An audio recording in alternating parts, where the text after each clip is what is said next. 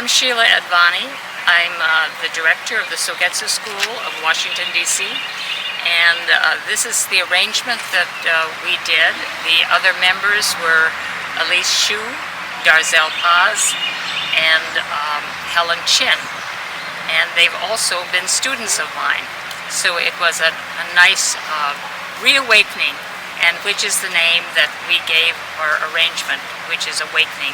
The awakening of spring, and hopefully the awakening of a new normal of life that we are looking forward to having as well.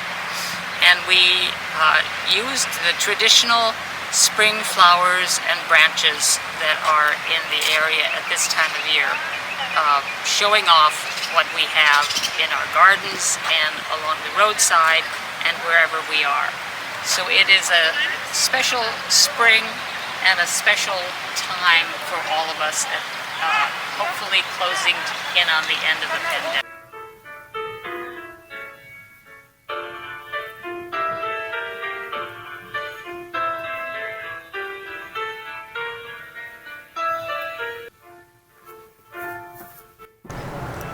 The title of my installation is the evocation of the vanished waterfall at Daikakuji Temple in Kyoto. The headquarters of the Saga Goryo School was the summer palace of the Saga Emperor in the early 9th century, and one of the landscape features near his palace was a cascading waterfall that has since vanished, and one can see the traces of a dry riverbed now where it once existed. The arrangement is my effort to evoke it in a kind of dream or kind of imagination, and I've used two materials: Hinoki cypress and Phalaenopsis orchids. The Phalaenopsis orchids are the flowing, cascading waterfall, and the Hinoki cypress you might see as the mountains surrounding the Arashiyama district of Kyoto. My major inspiration for this, my major aesthetic inspiration, were the woodblock prints of Hokusai made in the early 19th century, which portrayed famous waterfalls throughout Japan. The other inspiration, I'd say, is the white sand or white gravel that always surrounds sacred places in Japan.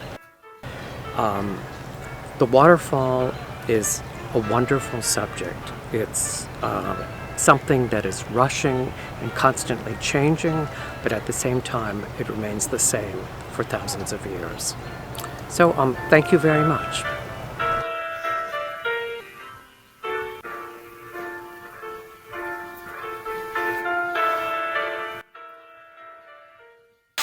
Hi, this is Kyoko Peterson. I'm the group leader, and we have a great group. Now, our title of this flower arrangement it's called the Manifestation of Life and the Beauty. As you see, individual flower, how beautiful it is. Like you can see the life, full of life. And it's very clear, you can see it's not a packed, and you can see the big nice space in between the flowers, so you can see the appreciation of the individual floral material of life. And also at the same time you see the beauty. So we decided to go to the construction work. Is the one side of this beautiful, I believe this is a cherry, weeping cherry, and so it's kind of a wind blowing, so all the nature is involved in this arrangement. And especially Ikenobo has we believe in the nature. Everything is, like a wind is, and also rain, and then all this element. And so we decided to put everything in this arrangement has more power, constructed it, So, and then we use this bamboo for the accent. And then we have the color scheme very coordinated, and you can see that they are not everything is mixed together. You can see individual, like a spireas right in the white beautiful section, it just pops up, and then in between that you have a yellow, the contrast, and then you have a beautiful soft peach amaryllis That gives you the whole concept of the color and also the depth, and also you can bring up to the flower the whole element of the flowers. And then also we have a way back here the depth and the cherry, which is quite wide. And then we have a touch of the little bit touch of the willow. That gives it a nice curly to just float into the whole arrangement. Then we have an orchid, cymbidium, and then we have a touch of like a matching naked, just the nature of the, in Japan is very important for the pine. So this is the pine also we included. And then we have a magnolia. As you see, I explained in the title, the first manifestation of the life and beauty. Thank you.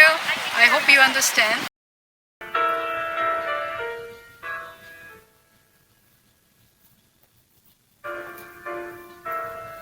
Hi, I'm Diana Cull, and this is Marjorie Bauman, and we are members of the Sogetsu School of Ikebana. Our construction this weekend is titled Resilience, and that title comes from the bamboo which we use for the main part of the structure. In Japan, bamboo stands for flexibility because it bends with the wind and with the snow and then springs up again. So that's our symbol of our time here for the past year. And the flowers were selected by Marjorie. Yes, I wanted to use these giant allium, painted allium, and I just thought red and yellow was springy and fun and represented, just life and regrowth, and would go well with the bamboo. I also selected the heliconia, the large heliconia, because they have the red and yellow in them, and then anthurium, also red and yellow flowers, and the forsythia because they're so beautiful in springtime and they're flowing to add movement to the arrangement. And little billy balls also for fun and to mimic the giant allium.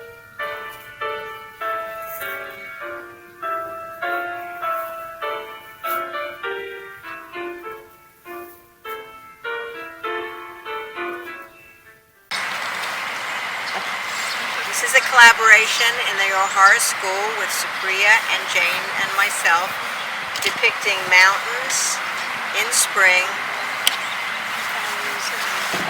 leading down to the valley, the water, mid-valley and low valley, using crabapple and spirea and lilies, chrysanthemums, dried mushrooms, depicting the forest in the mountains.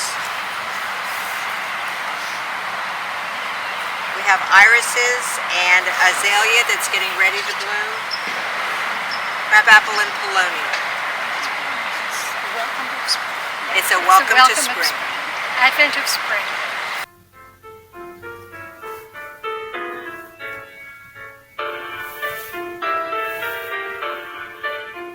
Good morning, everybody. We're very lucky, very happy that it stopped raining today, so we will be able to work outside.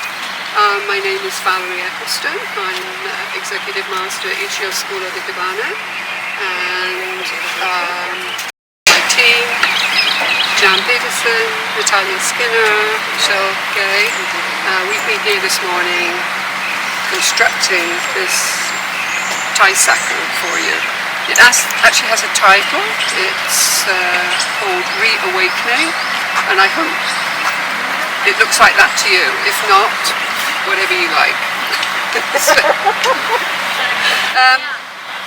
What it is, as you can see, is a 6-foot tall box with no sides.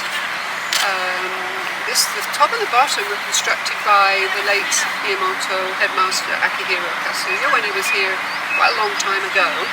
And I decided to reutilize it using sturdy materials for outside because of the weather conditions. So we just decided to add wooden posts and paint them black so that they disappear a bit more, and they actually look like the Japanese wood charring method that they have to waterproof wood.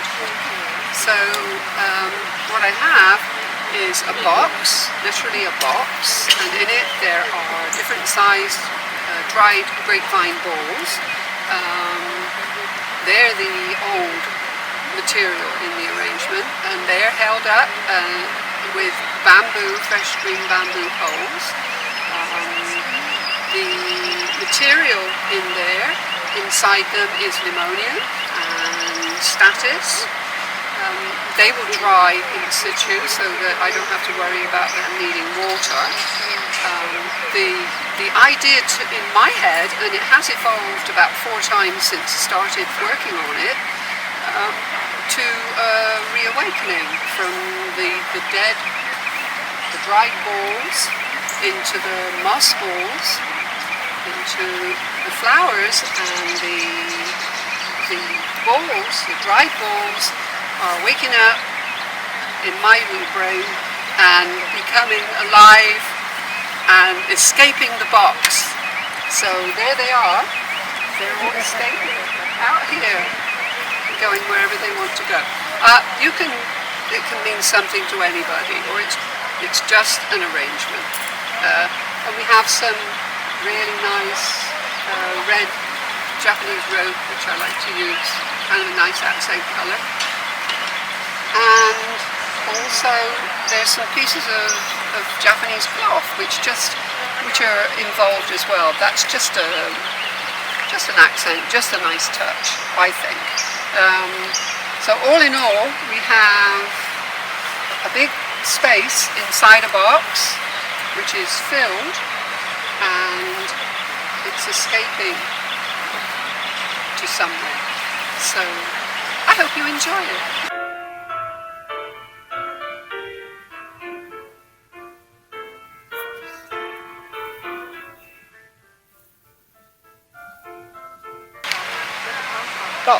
Okay.